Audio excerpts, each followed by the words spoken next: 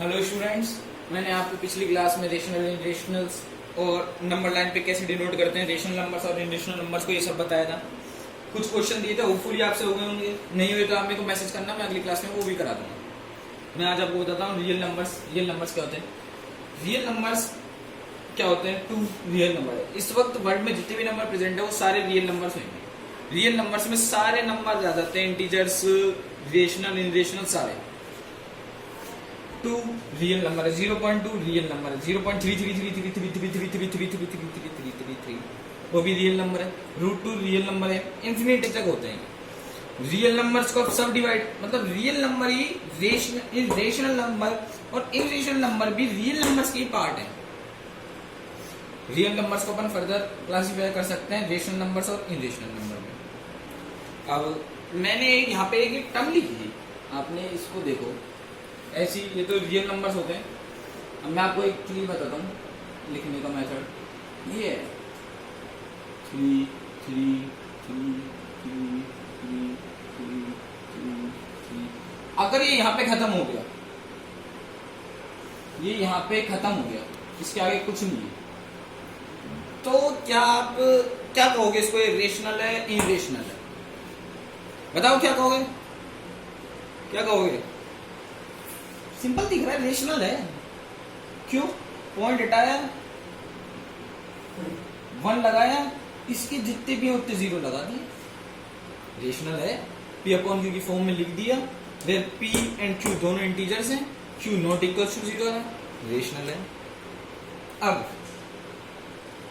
मैं इसी को ही आगे करता हूं।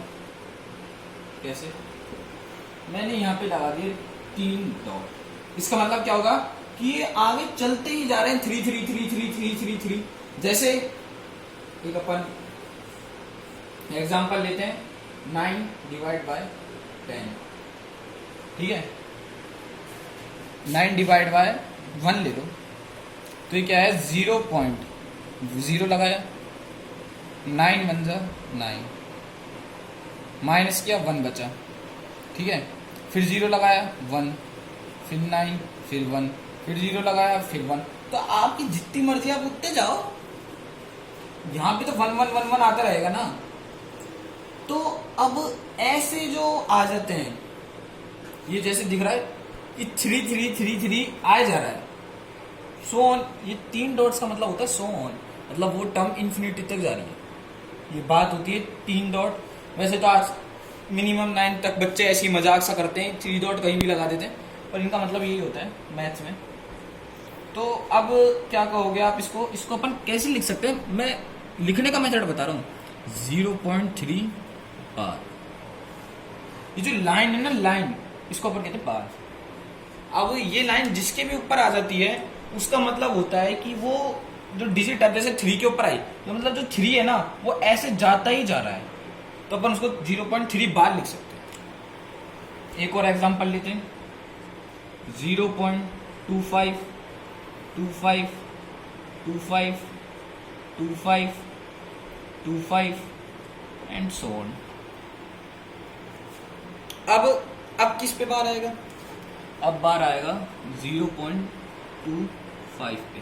क्यों? क्योंकि एक सिंगल टर्म रिपीट नहीं हो रही है, 2 टर्म रिपीट हो रही है, 25 25 25 25 25 25 25 25 25, इसलिए 0.25 पे बार आएगा।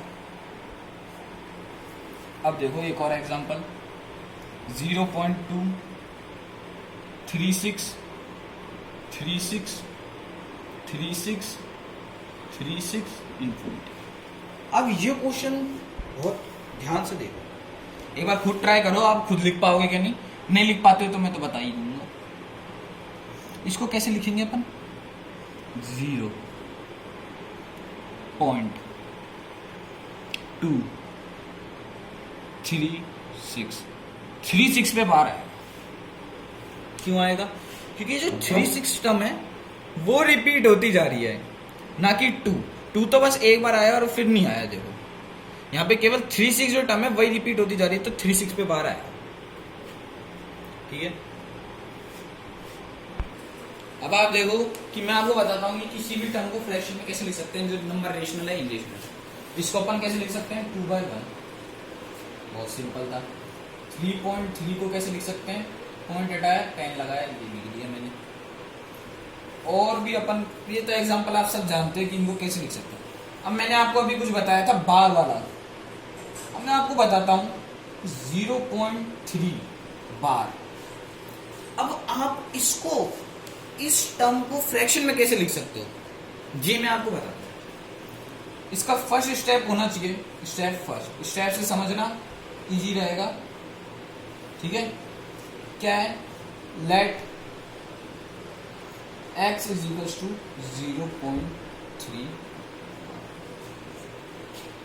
अच्छा, मैं अभी एक काम करता हूं, इसको बार नहीं लिखता, इसको लिखता हूं 3 3 3।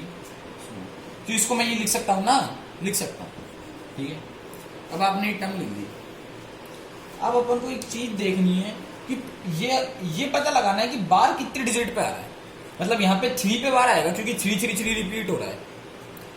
अपन को क्या करना होता है, जो जीरो है ना, डेसिमल से पहले जीरो है, तो यहाँ पे जो एक डिजिट है ना, उसको यहाँ लाना होता है। तो अब अपन ये दिमाग लगाओ कैसे ला सकते हैं।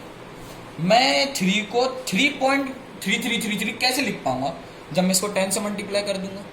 अरे भाई 0.78 को इंटू 10 किया आपने तो 7.8 हो जाएगा ना, हो जाएगा। और 6.25 को इंटू 10 किया तो 62.5 नहीं हो जाएगा। ऐसी 0.333 को 10 से किया तो 3.333 नहीं हो जाएगा। ये ऐसी मैंने यहाँ किया। तो स्टेप 2 क्या होगा, मल्टीप्लाई बाय 10। क्या आ जाएगा, मल्टीप्लाई बाय 10, तो इसका क्या हो जाएगा 10x इज इक्वल्स टू, ये पॉइंट है मैंने अभी बताया, तो ये क्या हो जाएगा 3.333 सो ऑन। तो ये क्या आ जाएगा 10x इज इक्वल्स टू 3.3 बार। ये मत सोचना है 10x कैसे आए, ये मल्टीप्लाई का आएंगे।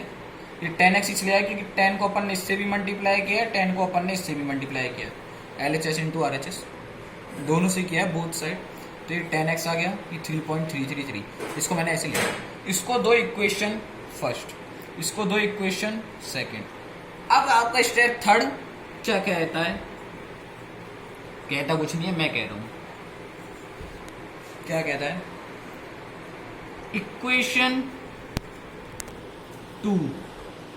Equation 2 minus equation 1। इक्वेशन 2 क्या है, ये है। तो इसका मतलब क्या होगा कि LHS, इसका LHS और उसका LHS, इसका RHS और उसका RHS माइनस होगा। इसका क्या है 10x minus x is equal to 3.3 bar minus 0.3 बार।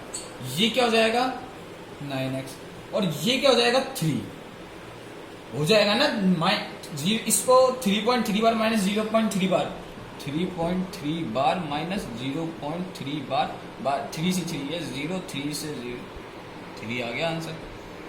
यहां से x की वैल्यू क्या आ गई 3/9 इज इक्वल टू 1/3। यह आपका आंसर। समझ गए,